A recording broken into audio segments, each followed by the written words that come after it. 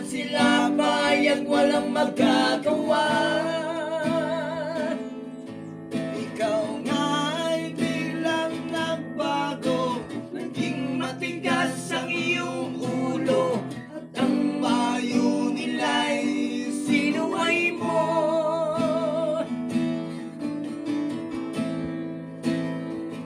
Di mo man lang inisip na ang kanilang ginagawa'y para sa'yo.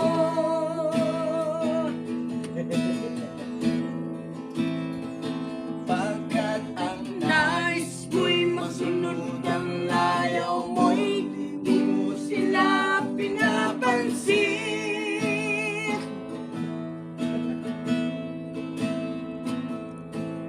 Nagdaan pa ang mga araw at ang landas mo'y naligaw.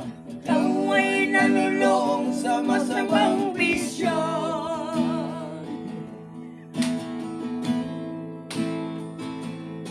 At ang una mong nilapitan ay iyong inang lumuluha. At ang tanong, anak, ba't ka nagkaganyan?